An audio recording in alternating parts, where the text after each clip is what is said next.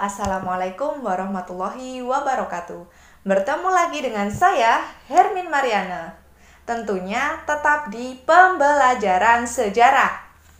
Di video kali ini kita akan membahas tentang materi kelas 11 di semester 1, yaitu Kemaharajaan VOC.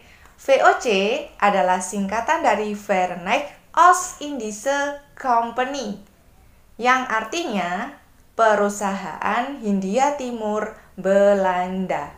Jadi VOC ini adalah persekutuan dagang asal Belanda yang memiliki monopoli untuk aktivitas perdagangan di Asia, termasuk juga Indonesia.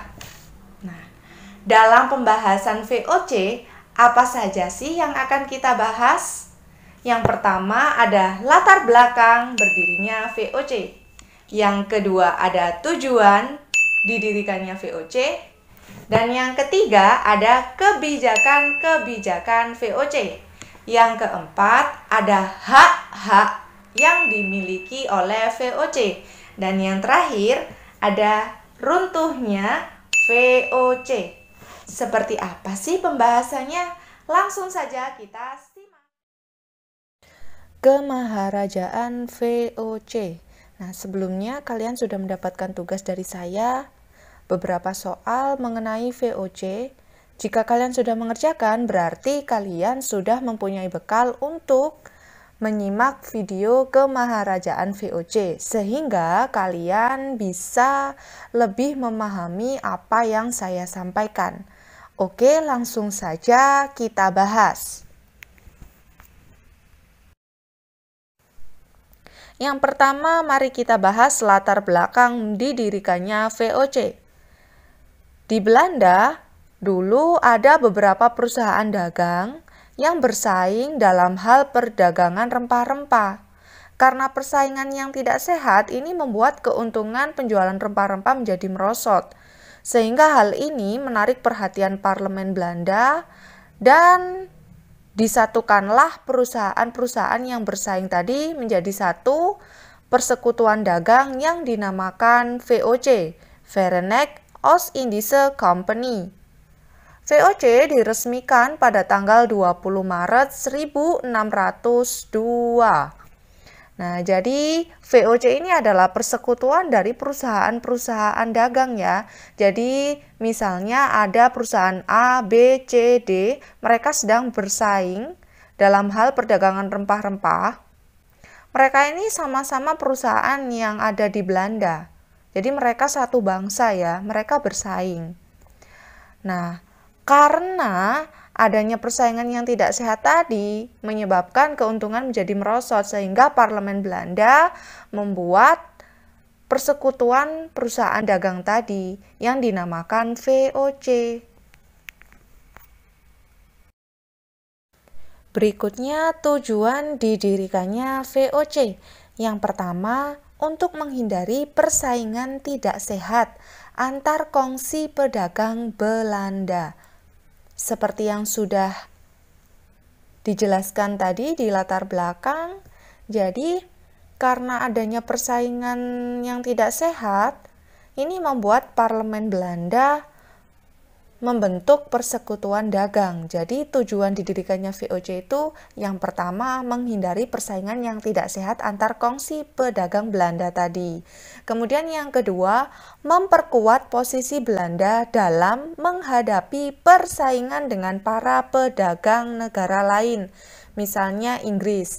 Inggris ini mempunyai EIC. EIC ini persekutuan kongsi dagang tapi milik Inggris yang dibentuk tahun 1600. Nah, untuk memperkuat posisinya Belanda membentuk VOC. Kemudian yang ketiga, membantu dana pemerintahan Belanda yang berjuang memerdekakan diri dari Spanyol. Nah, jadi Belanda ini pernah menjadi negara koloninya Spanyol. Nah, Belanda berusaha melepaskan diri dari Spanyol yang dikenal dengan revolusi 80 tahun. Jadi itulah tadi 3 tujuan didirikannya VOC.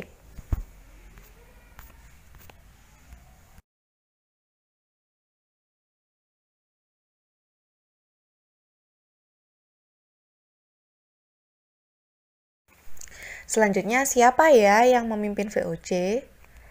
Awalnya VOC dipimpin oleh Dewan 17, yang mana Dewan 17 ini terdiri dari 17 orang yang berasal dari 17 provinsi di Belanda. Mereka semua memiliki saham dalam VOC. Selanjutnya, Dewan 17 ini digantikan dengan jabatan baru pada organisasi VOC, yaitu jabatan Gubernur Jenderal. Nah, mengapa demikian? Mengapa diganti? Bayangkan jika Dewan 17 ini berkedudukan di Amsterdam, di Belanda, sedangkan dalam menjalankan tugasnya, mereka harus mengurus wilayah yang ada di Kepulauan Nusantara. Nah, jauh kan di sini ya. Amsterdam dengan Nusantara, Belanda dengan Indonesia, kan jauh jaraknya. Sehingga tidak dapat menjalankan tugas sehari-hari secara cepat dan efektif. Sementara persaingan kan semakin ketat ya dengan bangsa-bangsa lain. Akhirnya muncullah jabatan baru pada organisasi VOC, Gubernur Jenderal ini. Nah, dalam perkembangannya ada 32 gubernur jenderal yang memimpin VOC di Nusantara. Gubernur jenderal yang pertama adalah Pieter Both yang memerintah tahun 1602 hingga 1614. Siapa ya gubernur jenderal selanjutnya? Coba kalian cari.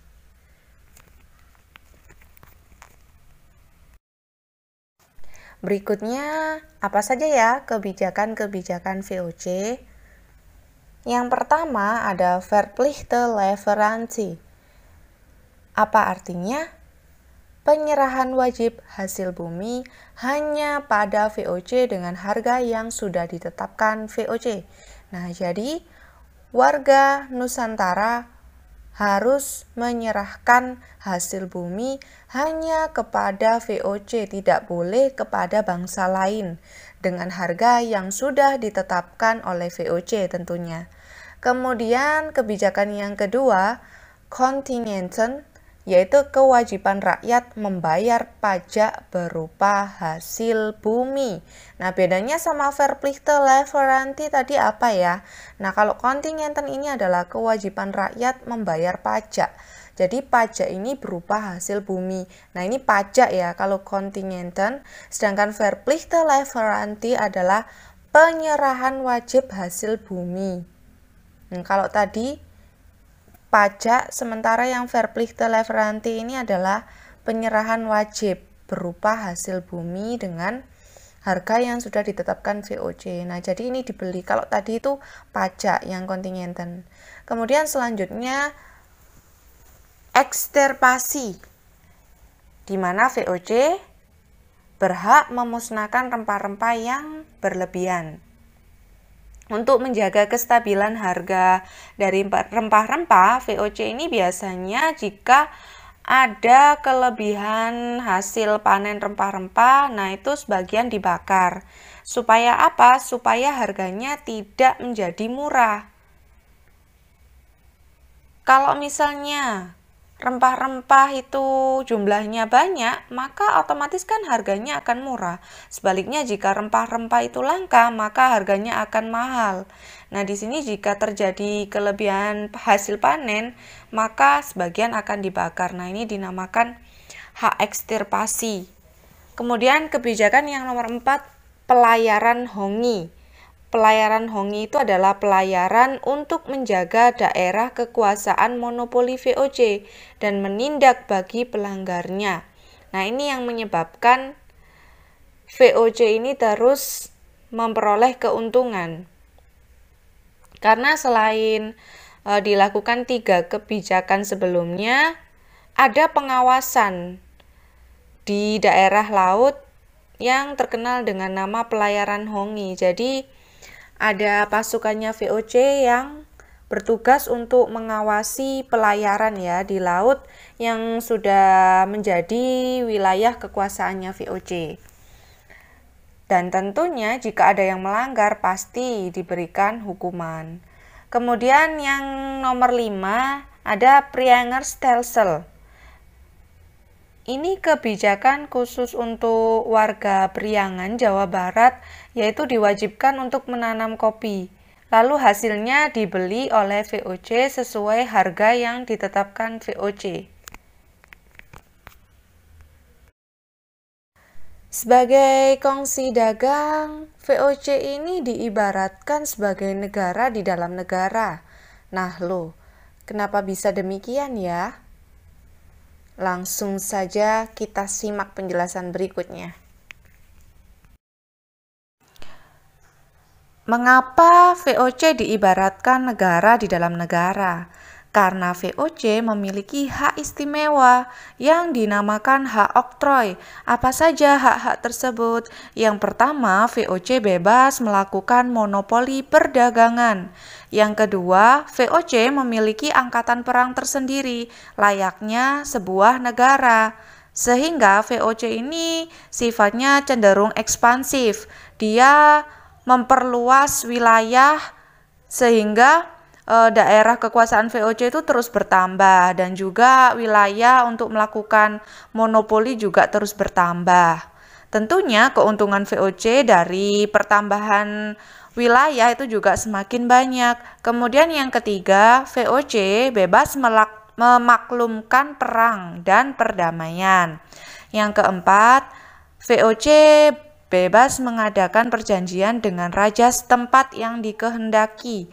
Kemudian yang kelima, VOC bebas mencetak dan mengeluarkan mata uang sendiri. Nah, ini benar-benar seperti sebuah negara ya. Jadi dia selain punya angkatan perang, dia juga bebas mencetak dan mengeluarkan mata uang sendiri.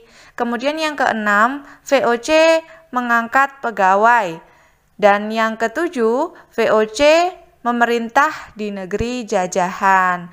Nah, kalau kita lihat dari ketujuh hak-hak VOC ini memang seperti sebuah negara, sehingga VOC diibaratkan negara di dalam negara. Padahal VOC ini adalah sebuah kongsi dagang yang dibentuk oleh Belanda. Selanjutnya mengenai keruntuhan VOC, yang pertama yang menyebabkan keruntuhan VOC adalah banyaknya pegawai VOC yang korupsi. Para pegawai VOC sibuk memperkaya dirinya sendiri sehingga mereka tidak sibuk memajukan VOC. Kemudian yang kedua, banyak pengeluaran yang harus dibayar untuk biaya peperangan. Contohnya seperti perang Diponegoro, perang Padri. Nah, perang-perang tersebut muncul akibat perlawanan terhadap VOC. Nah, tentunya VOC juga mengeluarkan banyak biaya untuk peperangan tersebut. Kemudian yang ketiga, banyaknya gaji yang harus dibayar. Sudah pegawainya korupsi, nah VOC juga harus membayar para pegawai tersebut. Dan yang keempat, pembayaran dividen atau keuntungan bagi pemegang saham. Sudah barang tentu di dalam VOC itu kan ada beberapa perusahaan ya, mereka menanam saham dalam VOC. Berarti VOC harus mengembalikan keuntungan kepada penanam saham. Kemudian yang kelima, bertambahnya saingan di Asia, terutama dari Inggris dan juga Perancis. Nah, ini ada sebab khusus nih yang nomor 6. Sebab khususnya keruntuhan VOC adalah digulingkannya Raja Belanda Willem V oleh Napoleon Bonaparte dari Prancis. Semenjak tahun 1795, kerajaan Belanda dikuasai oleh Napoleon Bonaparte. Sehingga pada tanggal 19 Januari 1795 menjadi Republik Batav. Nah, jadi nama pemerintahnya adalah Republik Batav. Republik Batav ini sifatnya demokratis dan liberal, sehingga mereka menganggap bahwa perdagangan itu harus bebas. Sementara VOC yang dibentuk oleh Belanda ini sifatnya monopoli. Sifatnya memonopoli, jadi bertentangan dengan sifat demokratis dan liberal tadi yang menganggap bahwa perdagangan itu harus bebas. Sehingga dibubarkanlah VOC.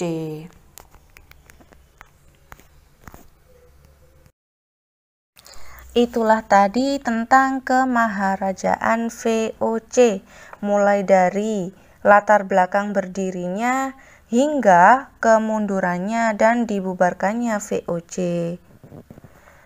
Selanjutnya, Indonesia berada di bawah pengaruhnya Belanda yang jatuh ke tangannya Prancis, dan nama pemerintahannya yaitu Republik Batav. Musuh Prancis saat itu yang paling besar di Eropa ialah Inggris, dan dengan sendirinya Republik Batav ikut bermusuhan dengan Inggris. Inggris sendiri mempunyai daerah jajahan di India, sedangkan Belanda yaitu Indonesia. Adanya suasana permusuhan ini menyebabkan nantinya terjadi serangan-serangan Inggris yang berpusat di India terhadap Belanda di Indonesia. Bagaimana cerita selanjutnya? Kita simak minggu depan tentang pembahasan Republik Batav. Oke, sampai jumpa. Wassalamualaikum warahmatullahi wabarakatuh. Salam jas merah.